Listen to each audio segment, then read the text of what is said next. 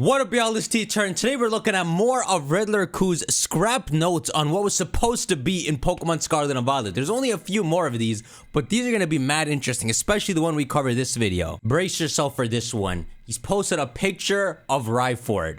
Let's talk about some interesting stuff.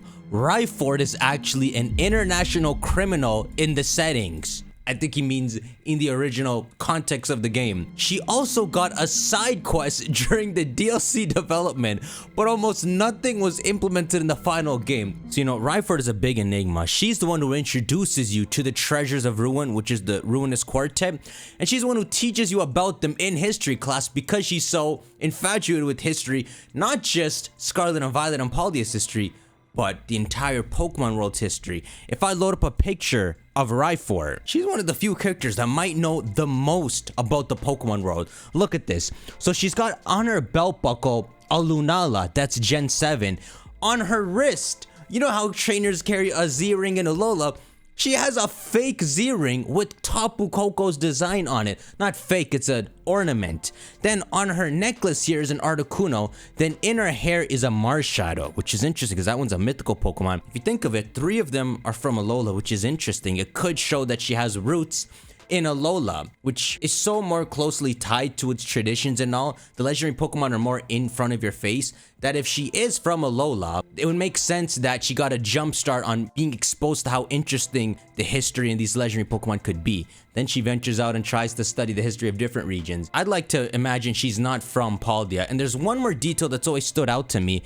It's this right here, because she's got it's like a flying type's feathers. Overall, if you look at her, I don't know, if you blur your eyes or something, maybe she's supposed to look like a certain Pokemon, but she's got those feathers on her clothes as well. Maybe like a Pidgeot or something. The main thing to find fishy is how she shows a more sinister vibe. When she's telling you about the Treasures of Ruin, her obsession over them starts to cross a line, and it starts to make her look evil. And she even has a line in the game that says, if you don't want your Ruin Pokemon, freaking give them to me. Look at this. This is simply amazing. You have now reported back to me with all 4 Treasures of Ruin. I never thought that you'd be able to do this much for me. As if she's using you. I would have liked to go looking for the Treasures of Ruin myself and make them my own. But I suppose it was precisely because I sent you, someone with a pure heart, that we were able to accomplish this feat. Which is supposed to be a joke because she's so obsessed that her heart isn't pure. But you can tune that up and turned it into a situation where it's not just her being obsessed. She's actually sinister in nature. There's actually something impure about her. She's a bad trainer, maybe. Maybe she's a bad character in front of us. That's just so qualified, and Paldea doesn't know her true history that they freaking hired her. They may be the treasures of my dreams, but I will allow you to have them for now. Consider this a symbol of my gratitude. And then she gives you what TM but nasty plot. This entire scheme of sending you out was her evil plot. And ultimately, I wonder, bro. I mean, she wants those ruined Pokemon. What is her plan? How is she gonna get them off you? So this entire interaction has always been fun. And to me, I've always considered it just her being obsessed. Because nothing came of it in the game, I'm just like, it's fun to have a character that was just overly obsessed to the point where it looks like they were shady, but it was just earnest. That's how much they loved the legendary Pokemon. Khu here is saying there's a whole expansion to what her character is really supposed to be. Let's read it again. Raifort is actually an international criminal. What does that mean? What crime has she committed? She also had a side quest during the DLC development, but almost none of it was implemented in the final game. Clavel only knows that she's suspect, but doesn't know her actual identity. Maybe he would ask the player to keep an eye on her. What a cool DLC quest that could have been. See, even something like this, you'd think, especially with this year, it seems like it's actually going to be a blank year. Game Freak has so much potential for random poo DLCs. They could put out poo in the sense that they don't have to design a whole new region, like, the Terrarium and Blueberry or Kitakami. They can make a DLC that happens in the same place. You could just make this a reality. Make it a DLC that's a more fun vibe, with you and your friends trying to uncover the mystery of Raifort. You're seeing her go to the library, pick out books. It's like a whole detective DLC. But of course, a bunch of Pokemon elements added, right? Battles, some kind of boss and all. It's not gonna happen now, but it was something they had planned. So remember, this is a side quest during like the Indigo Disc or the Teal Mask. I imagine the Indigo Disc. So it would start off with only Clavel knowing that she's suspect, and then by the end you would uncover what the answer is, which is that she's actually an international criminal and maybe on the run. This is why I would put her at the Indigo Disc too, because maybe after you do this, she disappears from Paldea. She runs off. You've exposed her. And then I don't know if you would have Looker involved, who's international police, hunting down issues across all the nations, including international criminals. Maybe all this stuff was supposed to be involved. International police is very underused right now. It would be so cool. So you see how she has the glasses and all, right? You know how a character can go through a very simple change once you expose them? So she like freaking lets her hair down, takes the glasses off, and she just looks evil. And you have like one battle against her where, imagine what Pokemon she would use. If she's an international criminal, she's donned herself with all kinds of ornaments depicting all sorts of different legendary Pokemon. What kind of Pokemon could she have? It almost fits her, especially that's why I pointed out the feather pattern on like the chest. It gives me flying type vibes, like almost if you fought her, she would have the 3 Cantonian birds on her team. Couldn't you imagine that?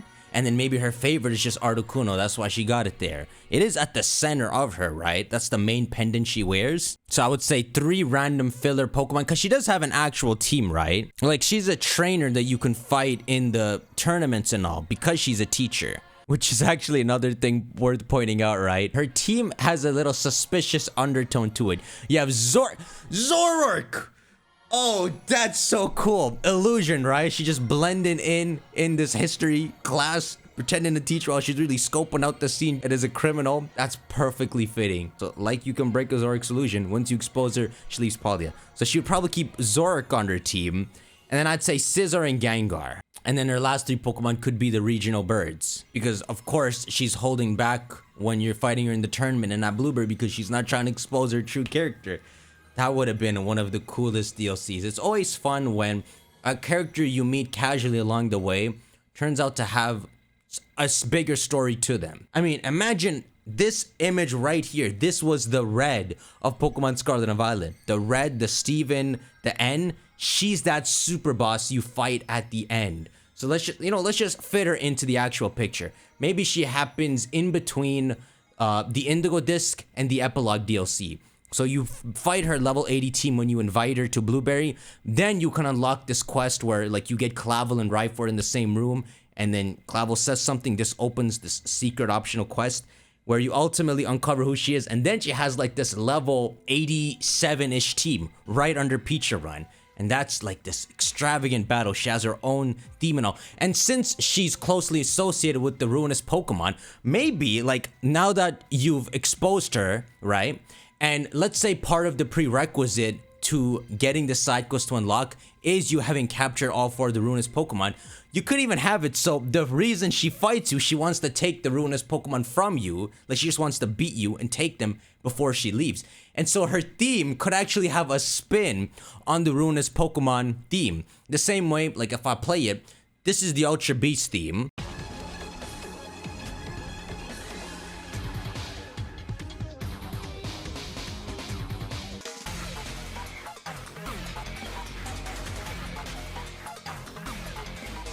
So the same way when you fight Run, it has the leitmotif of the original Loyal 3 and it just wraps up the whole story because you get to hear like a remix of that theme. She would have like a remix of the Treasure of Ruin theme and then you expose her and she dips.